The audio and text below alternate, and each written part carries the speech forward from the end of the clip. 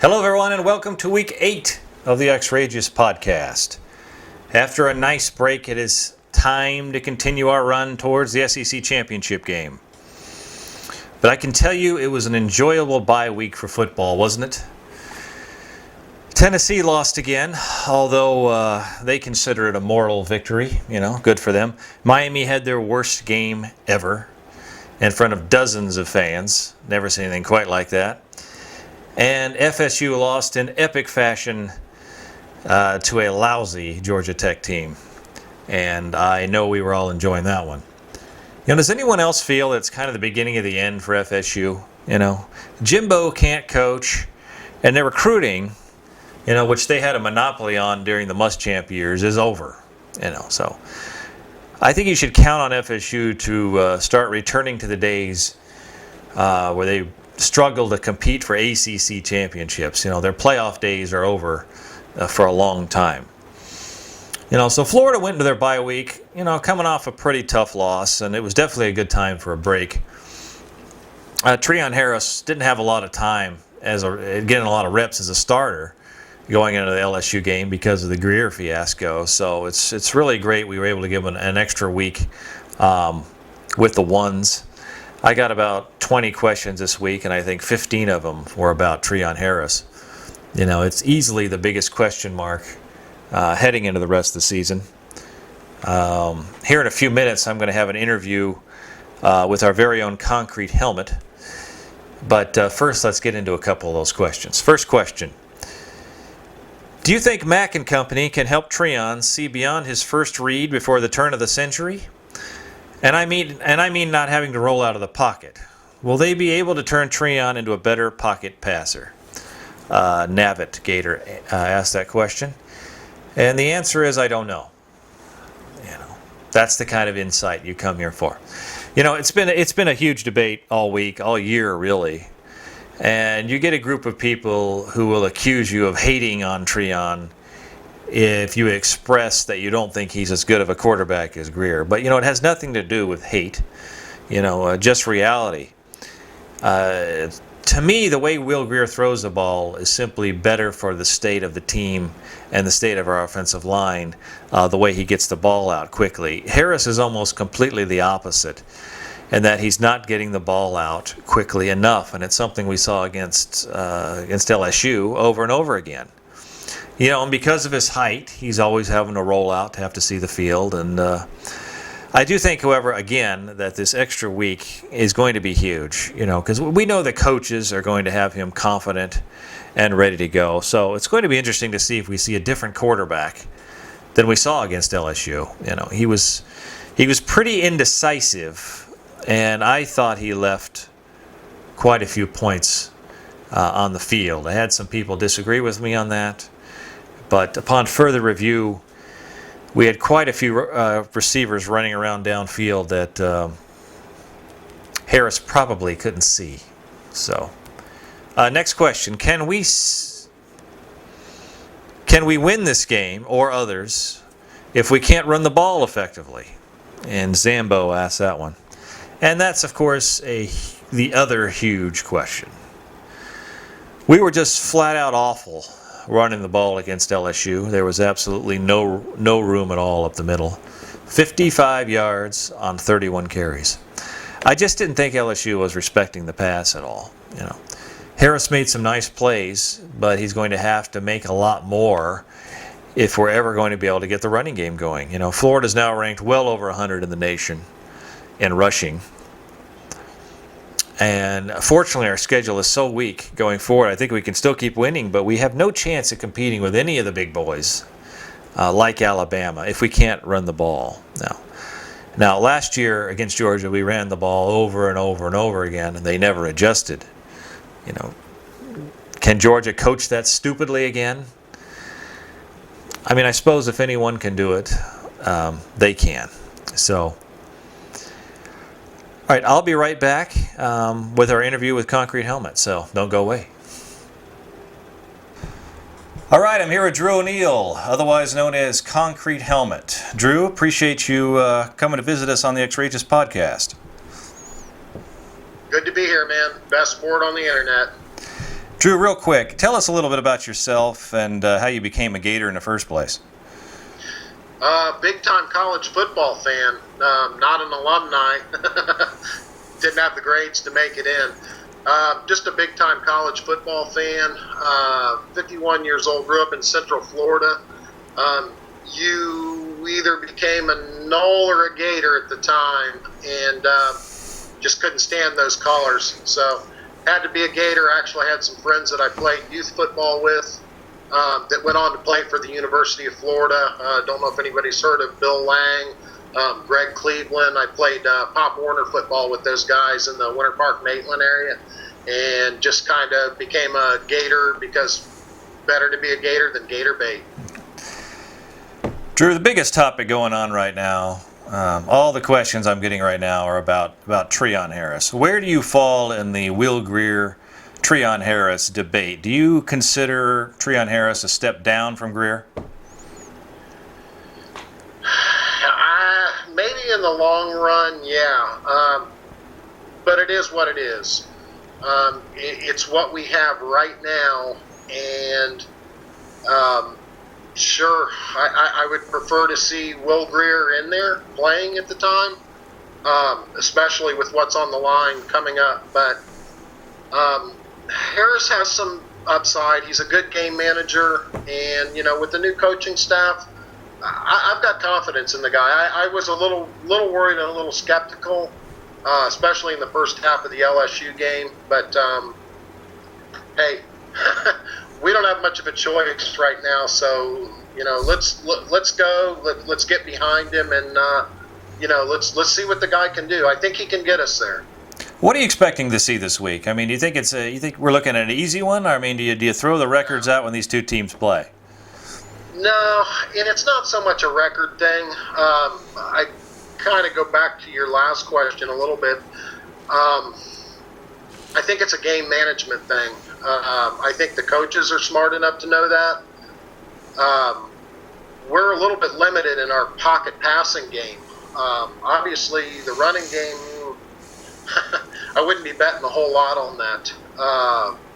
It'd be nice to see a breakout in the running game, but we're probably going to have to manage this thing. And I'm looking at 1913, I think I posted last week. If things get away, we could blow it out. I think we win, but I think it's going to be a fourth quarter game. Well, it's been our biggest struggle all year, of course, is the running game. How can we get the running game going? Last year we exploded against Georgia on the ground. I'm guessing you don't see something like that again this year. Well, no, I really don't. We've gone over the offensive line 1,001 ways till tomorrow. It is what it is. Maybe they can use some misdirection. I thought maybe, Harris likes to roll to his right. I thought maybe try to go back to some screen passes, against the grain. Maybe try, counter plays. I'm not a coach, so I don't see a breakout game in the running game. I would love to. I love running the football. When I grew up, the wishbone was the thing, and I just love seeing teams be able to just crush the ball 6, 8, 10 yards at a time. I'm not seeing it. I just not seeing it. What about on the defensive side of the ball? Georgia's got a young quarterback, hasn't been playing very well. They lose their best player. How are they going to score points? Well, it's a good question. On paper, things always look that way. It's been, a week off, and a week off is a good thing. But sometimes you can come out flat-footed and cold. Now, our defense, and I don't think anybody would argue this point, has at times got cold-cocked, if you will, particularly in the maybe first quarter, second quarter of the games. And that goes beyond the LSU game. There was times when, people were moving the ball on us, and maybe we got a turnover, maybe they stalled out. We can't get caught flat-footed on defense, particularly in the first and second quarter of this game. Don't want to play from behind. We saw what happened against LSU. And, yeah, LSU's a much better football team than Georgia, but you don't want to get behind. It's a 50-50 crowd. It's a rivalry game. Look at what's been happening in college football over the last few years. Nothing's money in the bank. Drew, I know you're a big fan of coaches like Jim Harbaugh and Brett Bielema. What do you think of the job Mac's done so far? Great. Great. And, the funny thing is, one of the reasons he was hired was because, his SEC experience. But actually, for this year, the way that we've moved the ball, I think it was his deficiencies his first and second year at his previous stop that have kind of led him to seeing that it's not just trying to jam a square peg in a round hole. We've been able to use that short passing game a little bit better with Greer, with a quicker release, and it's made all the difference in the world. For us to have gone out there this year and tried to run the ball down there, and you bring up, Bielema, he's a Big Ten guy, likes to really run that ball, and I like that a lot, but it just wouldn't have worked. We wouldn't be where we're at. There's a lot left to play for, but at this point, Mac, he gets the nod. How are we looking the rest of the year? Assuming we win this Saturday, we've got the East practically wrapped up. How do you think we finish?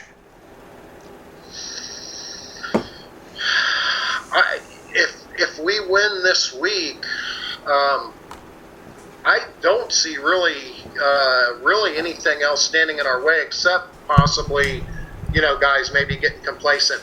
The other thing is we've been very lucky this year, other than at linebacker, with injuries. So if we can stay clean there with the injuries, I could see us winning. I hate to say this because, we're only a seventh game, and everybody always likes to think at the beginning of the year, no matter what, I could see us winning 10 or 11 games. I thought 8 or 9. I don't see how we don't win 10 games. I think we win 10. We might win 11. I hate to put a cap on it. The sky's the limit, but we do have some deficiencies. So, barring injuries, probably 10, 11 wins. Okay, you touched on a bit already, but prediction on this week's game. Again, what do you think we're going to see? What do you think the score is going to be? Like I said, I posted it up. I think 19-13. I had us maybe missing a couple extra points. I hate to say that, but they're a mystery at this point, and that's sad that we don't have a kicker who can just go out and hammer extra points. Now, let me say this. If we come out and we're not flat-footed and we can get a defensive score, we get some momentum going, and we keep them guessing with some misdirection, and pop a couple scores, I could see the game getting away from Georgia. But just as easily, I could see it being a knuckle-to-knuckle, real head-banging 16-13 type game. Drew, one more question, because I know this was asked to me this week on the board. You think Mark Richt is going to try any kind of a gimmick play this year? Yeah, actually, that was a great question. I think 812 sent that question in, and I looked at that yesterday, and at first I kind of passed it over, and I thought, I didn't think much about it. But then I started thinking, it'd have to be pretty stupid if you really look at the recent history of what they've tried. Let's go back to the blackout game, in Alabama. That didn't work out real well. Okay, this year they come out and try to start rousing Alabama. Well, that didn't work out real well. And even going back to 2007, that wasn't a pregame plan thing. But that whole celebration in the end zone, it worked in the short term, but they paid for it for the next couple of years. I just would have to think that any good coach would learn from mistakes. I think you have to keep your players on an even keel in a game like this. You want them motivated, but you don't want them, You really don't want them doing that. We've got more talent. If they make that mistake, if they get cocky, we can punch them right in the eye. So I don't know. Rick is Rick. Well, you said the key words there. Any good coach, and we know Mark Richt is not that. So let's hope they just continue to keep him around as long as possible. It's not really a bad thing. So as long as Mac is here, I think we'll stay on top of those guys. They get impatient with him, but the guy's won a lot of games. I don't know if it would be better for Georgia or worse if he left. Drew, it's been great having you on the podcast. Hope to do it again. Go Gators, man. Awesome. Shout out to everybody. All right. Really enjoyed talking to Crete there. Let's continue on with your questions. Will Florida come into this game thinking they should just be able to walk over a Chubbless Georgia? Or do they actually prepare as if it's the biggest game of the year? That was a question by the Big Claw. Well, let's take a look at the stats first. Georgia's 45th in offense, and that's 77th in passing and 22nd in rushing. And of course, even those numbers are very misleading because Georgia's best player went out for the season a few weeks ago. His replacement, Michelle, don't know how to pronounce the last name. He's not half the player Nick Chubb is, and Sony Michelle. It sounds like the latest LED television or something. I mean, who names their kids Sony? Anyway, Georgia's coming off a hideous 9-6 win against Missouri. It's a game in which Grayson Lambert completed 23 passes, but for only 178 yards. So he's dinking and dunking down the field.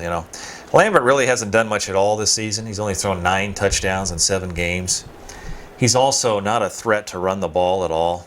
It's pretty hard to see him lighting up our secondary, I will say that. On defense, Georgia's ranked 15th in the country, which breaks down to 26th against the pass and 25th against the run. Now, last year we were able to beat them with only the run. So I'm thinking they go with the strategy LSU put forth the last game, which is to completely clog up the middle of the field. On paper, this game looks like it could be a defensive snooze fest. Concrete Helmet predicted a 19-13 type score, and that's probably a pretty good guess. It's really all going to come down to Treon Harris. If Harris can play a good game, we can blow these guys completely off the field. They were a mediocre team, even with Chubb, really, and what was left of their will was crushed, when Chubb's knee exploded. So, don't think Mark Richt doesn't know it, which is why they think they could have a gimmick of some kind up their sleeve. I'm thinking maybe a trick play or maybe even an onside kick at the beginning of the game. They always do stuff like that when they're desperate. So I still think it all comes down to Harris, so let's hope he's got a lot more ready to play. Now, in terms of the team coming out flat or not thinking the game's important, I don't think that's going to happen at all because of the coaching staff and the faith I have in the coaching staff. They're going to have this team ready to play. With Will, under Will Muschamp teams, he treated every game was the same. Rivalry games weren't any different than regular games. Of course, that isn't true. It was one thing I loved about Meyer and I hated about Muschamp, is he treated rivalry games just like regular games, and they're not. They're more important. They're absolutely more important.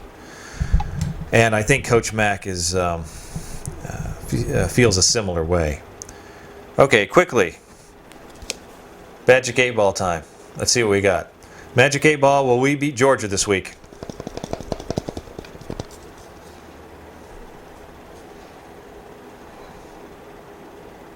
Most likely. All right, fair answer. Have to agree. That's a fairly convincing answer. Most likely. All right. I've had about enough. I'm ready to start the game. Man, I hate those guys. Come and join us on Gator Chatter. Quit lurking and sign up. The bye week got everyone recharged, and it's time to go out and get pumped for some football again. And can you believe the position we are in? Win this game, and we pretty much wrap up the East 8 weeks into the season, a season we thought was a complete rebuilding season. So it's amazing. You know, let's enjoy going out there and kicking some Bulldog butt. You know. Everyone have a great week and go Gators.